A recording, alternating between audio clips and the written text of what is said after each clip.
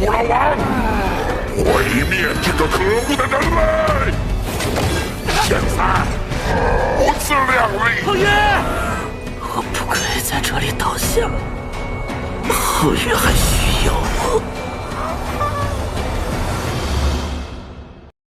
Halo Balatku, kembali lagi bersama Mamang Balat. Di video kali ini Mamang akan membahas sedikit bocoran Donghua, Throne of Steel episode 37 yang akan tayang nanti. Sebelum lanjut ke dalam ceritanya, siapkan mental, buang rasa kesal, jangan bosan dengerin Mamang membual, meski kadang suka bikin mual. Cari posisi rebahan senyaman mungkin. Senyaman bersama si dia. Tarik nafas and gas, gas keun. Pada episode sebelumnya kita diperlihatkan pertarungan Hao Chen melawan penyihir mayat tingkat 6. Saat ia berniat melindungi Hao Yu dengan segenap jiwa dan raganya yang sedang melakukan evolusi di dalam gua. Dan setelah terkena serangan dari Hao Chen serta mendengar akan melindungi Hao Yu, penyihir mayat pun memberitahu Hao Chen bahwa makhluk yang dilindunginya itu merupakan reinkarnasi Raja Iblis yang telah menciptakan kegelapan serta aura kematian di dunianya ini. Hal ini membuat mereka semua berubah menjadi mayat hidup. Penyihir mayat menceritakan kepada Hao Chen bahwa 6.000 tahun yang lalu, dunia ini dahulunya merupakan tempat yang dipenuhi dengan manusia yang hidup dalam kedamaian, tapi semenjak kedatangan Hao Yu ini yang membuat kerusuhan di tempat ini serta menghabisi para ras manusia yang menggantungkan hidupnya di tempat ini, seketika merubah menjadi seperti neraka. Hal ini juga membuat mereka semua berubah menjadi mayat hidup yang memiliki rasa sakit hati yang abadi. Akan tetapi meskipun sudah melakukan tindakan kurang ajarnya terhadap mereka, penyihir mayat merasa binatang laknat ini bukannya melepaskan mereka dan memilih untuk pergi, malah sebaliknya ia menjadikan tempat ini sebagai tempat reinkarnasinya dan terus-menerus menyerap sumber energi di tempat ini yang menyebabkan tempat kehidupan yang sudah hancur bertambah semakin hancur. Sehingga hal inilah yang membuat penyihir mayat berambisi untuk menghapus penderitaan di dunianya ini dengan cara memusnahkan reinkarnasinya. Dan pada saat yang sama penyihir mayat mengeluarkan kerangka raksasanya, kemudian menyerang Hao Chen. Setelah Hao Chen mengetahui bahwa Hao Yue merupakan reinkarnasi Raja Iblis, Hao Chen yang tidak percaya akan hal itu menyangkalnya. Hao Chen yang tampak panik memberitahu penyihir mayat bahwa ia bukanlah binatang laknat yang seperti disebutkan olehnya. Pada saat yang sama melihat kondisi yang menimpa Hao Chen, roh dari Hao Yu pun segera menyuruh Hao Chen untuk bergegas pergi. Kemudian penyihir mayat yang datang dan berjalan mendekatinya lalu berkata ia akan memberi satu kesempatan terakhir kepada Hao Chen untuk pergi, tetapi dengan syarat ia harus menghabisi Hao Yu terlebih dahulu. Hao Chen yang mendengar ini tampaknya tidak punya pilihan lain. Dengan tenaga yang tersisa Hao Chen segera mengacungkan pedangnya ke depan dan berniat untuk menghabisi penyihir mayat. 皓月是和我血脉相连的，相信你！ Setelah Hao Chen menyerang secara barbar dengan harapan mampu melukainya, penyihir mayat dengan tongkat tulangnya tiba-tiba bersinar dan segera memunculkan Raja Kerangka yang paling kuat bertanduk iblis, sehingga pada saat yang sama setelah terbentuknya Raja Kerangka mayat, Raja Kerangka itu bersenjata dengan pedang tulang hitam di tangannya. Tanpa basa-basi segera melompat langsung dan menyerang Hao Chen. Hao Chen yang melihat ini segera bertindak dengan cepat menahan pedang tulang tersebut menggunakan perisai cahayanya. Gesekan kekuatan memunculkan ledakan keras dan membuat Hao Chen terpental mundur cukup jauh. Setelah menahan serangan dari Raja Kerangka mayat, Hao Chen segera melompat ke udara serta meletakkan perisai cahaya di tangannya diikuti dengan kemunculan dua pedang api. Tanpa basa-basi Hao Chen melakukan serangan tebasan ke arah Raja Kerangka dengan dua pedang api di tangannya, menghantamkannya tanpa ampun ke arah tubuh Raja Kerangka. Tetapi pada saat yang sama Raja Kerangka juga menghantamkan pedang tulang hitamnya dan membuat benturan dahsyat. Benturan pedang menyebabkan Hao Chen terpental kembali dan tersungkur ke tanah dengan keras.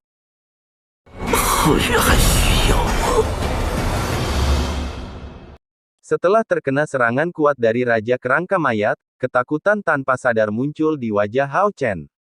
Ia berpikir bahwa dirinya tidak bisa menyerang secara langsung ke arah Raja Kerangka mayat.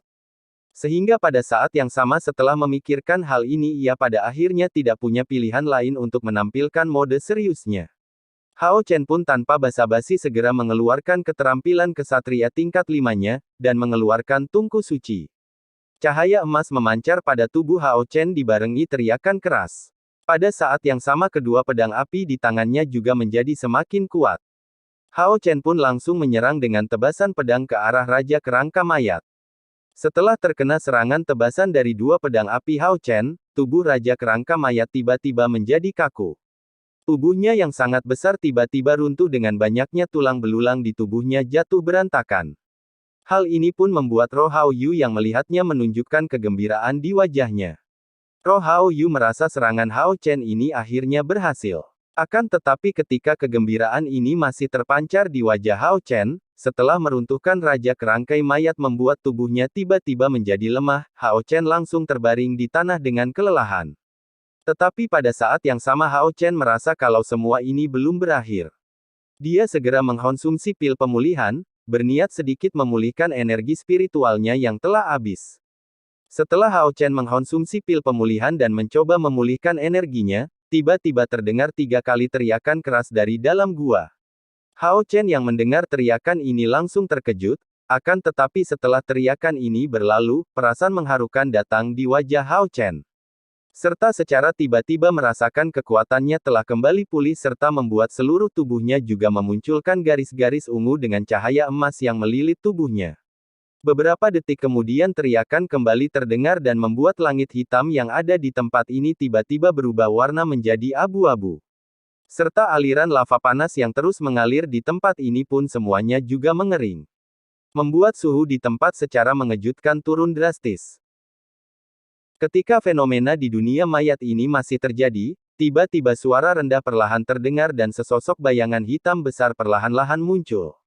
Saat sosok itu segera menunjukkan wujudnya yang ternyata adalah seekor naga tulang yang sangat panjang, dengan sesosok pria yang mengenakan jubah besi hitam serta memegang tombak panjang duduk di atas kepala naga tulang tersebut. Kemudian pada saat yang sama mereka berdua segera menuju ke tempat penyihir mayat berada.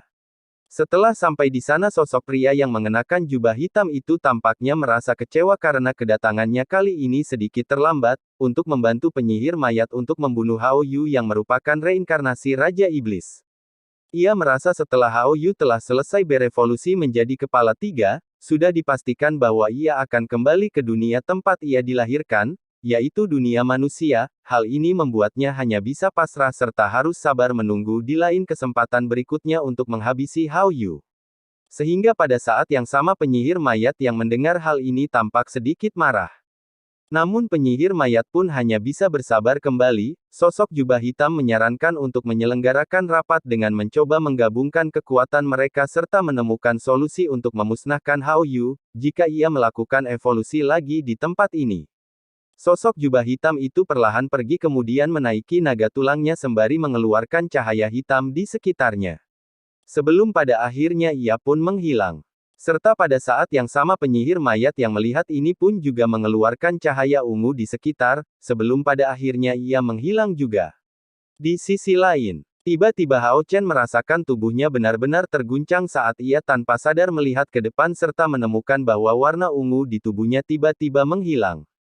Serta pada saat yang sama setelah menghilangnya warna ungu di tubuhnya, ia secara tiba-tiba melihat wilayah di sekitarnya saat ini, berubah menjadi cahaya hitam.